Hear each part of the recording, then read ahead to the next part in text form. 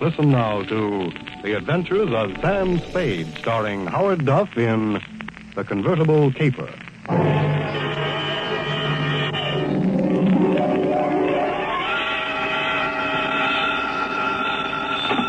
Sam Spade Detective Agency. Me, sweetheart. Sam, I knew you'd have the courage to come back and face it. Well, I'm back, Effie. What shall I face first? You didn't do something else, did you, Sam? Besides what? Besides running away with that woman in a stolen car. You're a little mixed up, Effie. The car was stolen from her. You mean it was her own car? Well, not exactly, Effie. You see, she stole it from somebody else, and then somebody stole it from her, and then I got it back for her. Well, it must have been quite a car to be worth all that trouble. It wasn't so much the car, Effie, as... Body? Sam, I don't understand. Think it over, sweetheart. I'll be right down to dictate my report.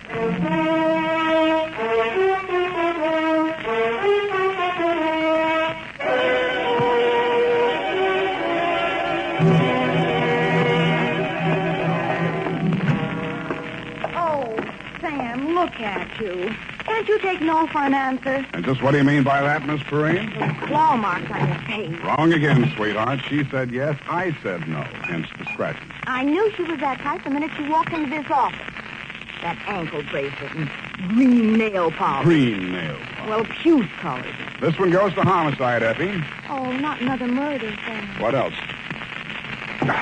To Detective Lieutenant Dundee from Samuel Spade with license number 127596. Subject, the convertible caper. Dear Dundee, it had been a dull morning, but just before lunchtime, things began to brighten up. Her clothes looked like money, and what they were wrapped around looked even better. She eased herself into the chair I pushed up for her, rattled about $1,000 worth of charm bracelet at me, and after she'd arranged her legs, mouth, and eyes to our mutual satisfaction, she allowed me to hear the sound of her beautiful voice. I do not know whether you will be interested in my case or not, Mr. Spade. Put your mind at rest, Miss Estrada. Estrada. Who knows? Perhaps I am merely a waste of time. My time is your time as you stay in the States, Mrs. Estrada. Oh, you are very simpatico, very kind. Yes. Entonces, my automobile has been stolen. When and from where? Last night, after midnight, while I was checking in at the Hotel San Rafael, where I am staying, I foolishly left it parked outside with the keys in it. Have you reported this to the police? No. I suggest you do. No. No? No. Well, why not? Because I stole it from another. Oh, I see. No, but you do not yet know all. If the police find the car and notify the one from whom I stole it, then that one will know that I am in San Francisco. And that's bad. Ah, he can't do that. If he finds out I am in San Francisco, then he will come here and kill me. That is why I must recover the car rapidly and without the police. You will be glad to help me. Be very pleasant, Mrs. Estrada, but hot cars are not exactly in my line. You wish that I don't think anybody would murder you just for stealing his car. Oh, not for the car, no. Already he tried to kill me once, twice, 3 times. So I take the car and drive away rapidly. Away from where? Mexico State of Chihuahua, where this pig resides who wishes to murder me. Why? Oh, he drinks. He becomes a beast. He accuses me of... Look here on my shoulder, the scar. Where already he cuts me with a knife. Uh-huh. Now you have seen something that changes your mind about me, huh? You see that I am sincere. Why, Mrs. Estrada, I never had any doubts. Oh, please. I am without friends. You will call me Nietzsche, I guess? Yes, indeed, Nietzsche. Bueno, now we are friends. In the car is sitting the pig. Hey, what's this pig's name? Pig is the only name I will honor him with. Pig. Pig. Yeah, what make of car is this? Leonza. You know this kind of car? Yeah, it's a foreign car. I've seen a few around. This must have set the pig back several $1,000. Huh, he steals everything. Listen, my darling, please notice. Around here is pink with blue fenders. Not anymore. That's the first thing a car thief changes, the paint job. Any other distinguishing marks? Distinguishing marks? Yes. I would think. It has a radio. You don't say. And it has 2 windshield wipers. Well, I'll buzz around, meet you. If I find anything, I'll let you know. My fee is... Yes. Yes, that is something else. I have no money. Oh, that's great. That's just great. But I am sincere. You said so. Look, my darling, keep this. It is worth very much. See? This little charm alone. Platinum set with diamonds. Worth very much. You will keep it until I pay you, eh? Adios, Father. Hasta la vista. She thrust the charm bracelet into my hand, bit me on the ear, and departed. I put a Band-Aid on it, ran some cold water over my head, poured myself a stutz like a bourbon, and examined the bracelet. The dangle she pointed out was a white metal disc with a monogram in diamonds, two vertical bars with a horizontal one on top. It was the Greek letter pi or the initials PT, depending on who had stolen it from whom. I knew it was at least worth my fee. I dropped it into my pocket and went out. My first stop was over on Mission. The sign on the building says, Masterpiece Auto Painting, Joe Rembrandt, proprietor. Sam, long time no see. Hello, Joe. Got something you want painted? No, but I think you may have painted something I want. Sam, you know me. They drive them in the front. We spray the paint on them and push them out the back. No questions asked. That's quite a turnover, Joe. Yeah, we're going big time. Got the exclusive now for the syndicate work in the hill. Is that right? Yeah. What are you looking for, Sam? A murder car? Could be. It's a custom job, foreign car, Deonza. Hey, here's what it looks like. Yeah, convertible. Sure, come in this morning. Two-color job. Which two colors? Canary yellow body, baby blue fenders. Yeah, quite a car, Sam. Quite a snazzy Heath. Heath, huh? Yeah. Is that what you want to know? It was. Happy Herman Heath was one of the biggest used car thieves in the city. As I got off the streetcar in front of Happy Herman's lot, a flash of canary yellow paint caught my eye. I strolled down between the rows of cars and found it. Yes, sir, Heath's the name. Happy Herman Heath. Every car on this lot is in perfect mechanical condition. Take your choice. Kind of hard to choose, Herman. There's so many here. Yes, sir. It takes a heap of heaps to make a heap of heaps. Yeah. That yellow job with the blue fenders there? Oh, yes, sir, but the motor in that car, it does need some work. Now, over here... Does it run? Oh, yes, it'll run. But over here... This is more what I want. Let me try it. Sounds all right to me. Oh, idling, yes, but needs some work in the transmission of the differential. Mind if I drive it around the block? Well, the mechanics are just about to work on it. Besides, I'm afraid this car is more than you care to invest. Well, let me try it out anyway. Here, I'll leave a deposit. I reached in my pocket for Meech's charm bracelet. He took one look at it, and his expression changed. Well, why didn't you say so? No deposit is necessary. The car's yours. Drive it as far as you like. Thank you, Herman Heath.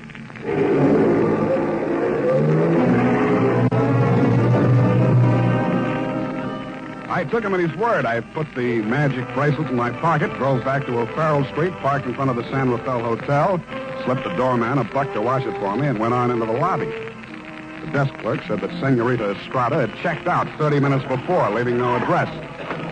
I found the house dick in the bar and asked him for a rundown. Yeah, I remember her, Sam. Very nice dish. Any callers, Tiny? Yeah, two guys. Yeah? Went out when they came, ain't been back since. Who were they? You won't believe it, Sam. One of them was Tom Carey. What's he doing in San Francisco? He's wanted for murder. And I don't know, but there must be plenty in it if you brought him back across the border. He's staying here? Yeah, room 613. Uh-huh. Do me a favor, will you, Tiny? Anything at all, Sam. There's a car parked outside in the loading zone here. Stow it in the hotel garage for me, will you? Upstairs, as far out of sight as you can get it. I went upstairs and rang the buzzer at room 613. The door was opened by a little dark-complected man with hard eyes and Indian features. There was a mean-looking knife in his hand, but he put it away at a nod from Tom Carey. How'd you find out I was in town? Not from Meecha. I don't know how much she told you, Sam, but if she told you this much, she was 11. It's $1 million caper. And you know some of the things I've done for less. What's in it for me? What'd she pay you? Nothing. She left this charm bracelet in Hock. Now, boss, I caught him now. Shut up, Parker. Give me that bracelet. Mine. Watch it, Tom. Don't crowd me. I got something bigger than this, or you wouldn't be here. All right, Sam, what do you want? I want to hear you talk. I guess you know I've been down Mexico way. I'm listening. I got a little business down here, garage business. Running hot cars across the border from the States? We cool them all. Little body work and his serial number, like plastic surgery. Sounds like a good business. You shouldn't be neglecting it. You met the dame. She says you want to kill her. I was off my trout. I scared her. I didn't mean anything. I thought I could scare her into sticking around. I'll let Parko nick her shoulder a little bit. Oh, just a little bit. Yeah. I figured her wrong. I know that now. If I could see her for 5 minutes just to talk to her, I know it'd be okay. I can't help you, Tom. I want to talk to her myself. Listen, she hasn't got a penny, only that car. She figures I'm peddling that. Not anymore. She already sold it? Some car thieves took it. She hired me to trace it. Listen, Sam. Maybe broke in a strange country. I'd look good to her again. Here's $1,000, Sam. Oh, this is so sudden, Tom. Nothing. When you see her again, give her that bracelet back, huh? It was a present from me. And whatever you do, don't find that car. Okay, Tom, it's a promise. Thanks, man. Only one thing I don't understand. You said it was $1 million caper. I meant that. She's worth $1 million to me, Sam. The girl, Tom? Or the car? Oh, I wish you hadn't asked that question, Sam. I really do.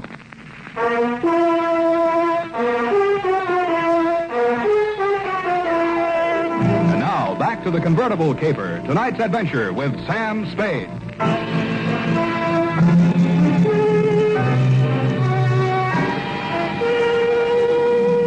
When Tom Carey said $1 million caper, he meant just that. He never risked a rap for less than $100,000, and no dame that ever lived was worth more to him than a hot mink coat. If Nietzsche wasn't the $1 million package, the car was. I didn't know what was in it. With Tom, it might be diamonds, dope, smuggled Chinese, or just plain money. So I went back to the hotel garage. Number 1279. I climbed the long, curving ramp to the second floor and found the canary yellow Dianza convertible crowded in behind 4 ranks of cars at the rear of the building. I started to work on it. Nothing in the luggage trunk, nothing under the seats, under the upholstery, and the door panels, nothing anywhere. Then I got Tiny Stover, and the two of us went over it a second time. It's a cold lead, Sam. It's not, I know it's not. Now think, Tiny, what's different about this car? Well, solider built than most. Good body work. I don't know. Hey, here's something. What? There's a hole punched out of this fender over here. About the size of a quarter. Let me see that. Yeah, right here. It curves under, see? Yeah. What's that you got? Charm bracelet. Did you say this dangle on here was what was cut out of that fender? Let me see. It fits. Fits even the curve. Yeah. What does it mean, Sam? The dangle on the bracelet is solid platinum. Hey, Sam, are you trying to tell me the fenders on this heap are solid platinum? You got a pocket knife, Tiny? Yeah. Thanks. It shines. Sam, is this a hot car?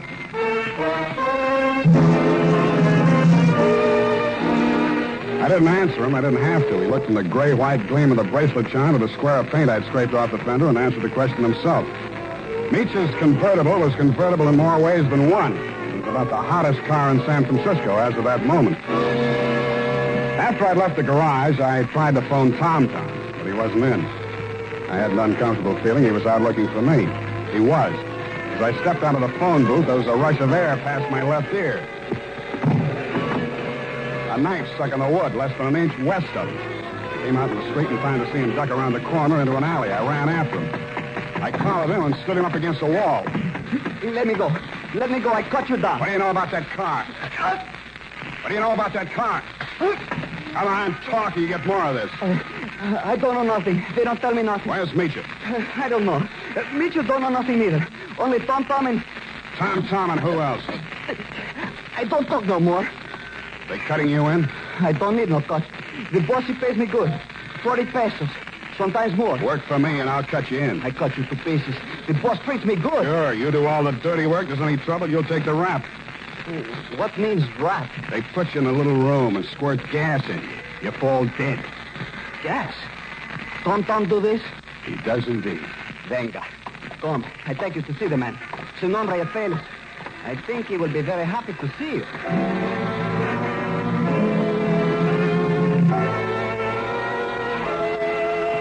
The place Paco took me to was about as high on Russian Hill as you can get. The house was old, faced in brownstone, and had a high iron fence around it.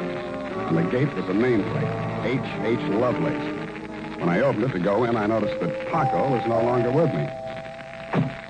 Oh, Mr. Spade, come in, come in. The gray-haired gentleman who greeted me was wearing a wing collar, a carnation, and a very distinguished air. I could hardly believe it, but he was definitely, beyond the shadow of a doubt, none other than the one and only Happy Herman Heap. Well, Mr. Spade, I see that you're surprised. I'm overwhelmed, Mr. Heap. Lovelace, that is the correct name. For my avocation, I selected my first and second names, the H.H., you know. My full name is Herman Heap Lovelace. About that car, Mr. Spade. Yeah, about that. I must own that you outwitted me. I was rather proud of my little device, the disc on the charm bracelet, you know. When you showed it to me at my business establishment, I naturally thought you were authorized to fix the car. Yeah, naturally. However, I'm not averse to enterprise in a young man, and I'm prepared to pay for my blunder. You said $1 million I still couldn't accept, Mr. Lovelace. Oh, why not? I was hired to recover that car for my client. It's not mine to sell. Well, it's certainly not hers. I don't care whose it is. All I know is that my client's life is in danger, and it has something to do with that car. Miss Estrada? Yeah. Excuse me one moment. Spade has arrived. Hello, Papa. That's all she said. Then she stood there looking at me in that way that made you not care who she was double-crossing or why. Then she turned to Lovelace, alias Herman Heap. How much does he know? Alas, everything, I fear. He has agreed to our terms? Yes. Good. I must have my bracelet back now, Sam. Sure, it's right here in my... I reached in my coat pocket for the charm bracelet she'd given me to keep for her. It wasn't there. It wasn't in any of my pockets. I guessed that it was in one of Paco's pockets. Mitya watched me fumbling, her eyes blazing with anger. Fool, you have lost it. We are helpless without that. I thought it was the car you wanted. Please, one thing at a time. I suggest that we first gain possession of the car. Yes, Lovelace, you are right. First the car.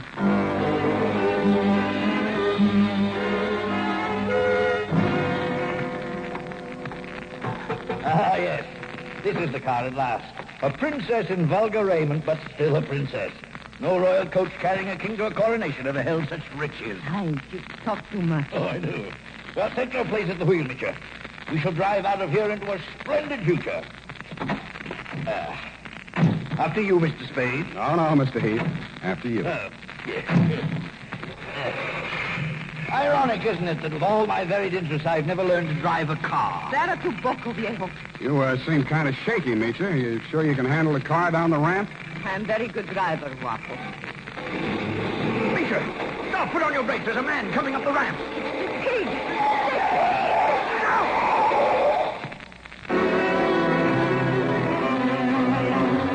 He was dead before I got to him. As I leaned over him, I saw the bracelet lying beside his hand. I picked it up and walked back to the car. Mitya and Herman Heap Lovelace were sitting in stony silence, glaring at each other. Is he dead? Yeah. Was the bracelet on him? I didn't look. Lovelace, go and frisk him. Must I? It's very distasteful to me. Come, Mr. Spade. You fool. We trust this detective. Go on. Very well. Get in, Sam. Get in. We leave him here. What's the matter? Is something wrong? Oh, nothing at all. Come back here! This is an outbreak! I mean, quick! Come back here, I say!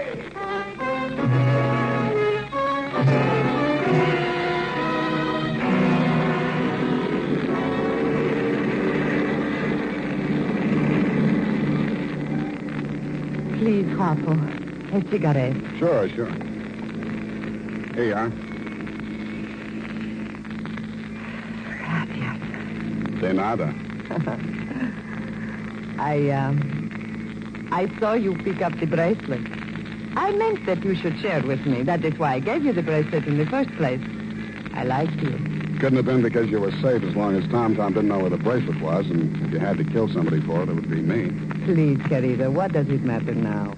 We are together, we have the car, we have the bracelet, and the pig is dead. That's what worries me. Oh, surely you do not think I meant to kill him. Of course not. Your foot just slipped. You stepped on the gas by accident. Yes, that was it. It won't stick, sweetheart. Not with me. But with the police? My story won't help you. I don't know enough. Oh? Then I tell you everything. I was with Tom Tom for a year. I hated him 365 days. I tried to run away. Always that Paco came after and brought me back. Then, Senor Lovelace came with the car. Senor Lovelace had much money, but he could not take it from the country. So he stole platinum. Some he received from refugees who had sent their fortunes abroad in that form. But there was no safe way to get it across the border. So for a cut, Tom had the platinum made into fenders and welded onto the car. Why was the bracelet so important? It was too dangerous for Lovelace to bargain directly. Tom was to get the money for the platinum and give the little piece of the fender as a token. Yeah. Lovelace would know who to give the car to when they showed it to him. That's why he let me drive the car off the lot, huh? Oh, I don't care, darling, even if you tried to steal it. Now we understand each other, no? You are tough, too. Tougher than Tom, I think. Well, Now we have everything for ourselves, you and me. What do we care for the others, huh?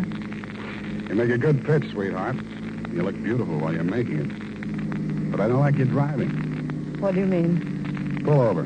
I'm driving this heap back to the city. No. I said pull over. I won't let you do it. I don't care what happens. Take it easy. You want to kill us both? Sure, I will kill us both. We die together or we live together. Yes or no? You're nuts. Answer me. The answer is no. Bueno, you will see I mean what I say. The fog thinned out just as we rounded a bend in the road. There was a point ahead with a sheer 300-foot drop to the sea. She jerked the car away from the pavement and steered straight at it. I grabbed the wheel and twisted it. The car skidded on gravel and slid sideways toward the cliff. I got the door open and tried to yank her out with me. She held on and kicked me until I rolled free.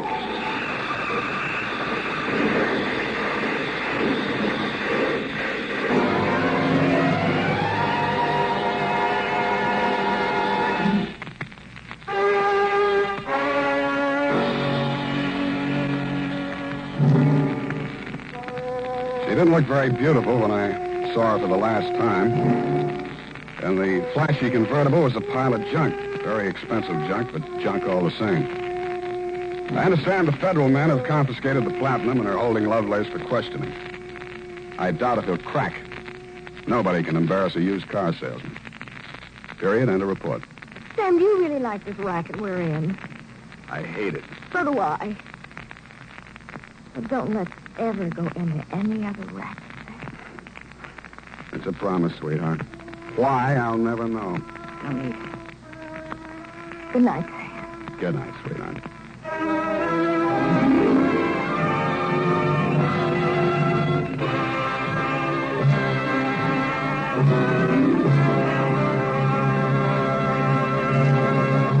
The Adventures of Sam Spade, Dashiell Hammett's famous private detective, was written for radio by Bob Tolman and Gil Dowd, with musical direction by Lud Gluskin. Sam Spade is played by Howard Duff. Maureen Tuttle is Effie. Tonight's program was directed by Elliot Lewis. Enjoying the timeless classics on Golden Age Radio? If you're loving the nostalgia and captivating stories, consider supporting our channel with a tip. Your generosity helps us continue bringing you the best of vintage radio entertainment. Simply click on the link in the description. Thank you for being part of our community. Lost in Brazil invites you on an unforgettable journey, where every moment is an adventure waiting to be discovered. Join us as we uncover the soul of Brazil, one incredible experience at a time. Click on the link in the description and embark on the ultimate Brazilian odyssey. You have been listening to Golden Age Radio, rumble.com/C/GAR, brought to you by G3PL.com. Don't forget to subscribe for more videos.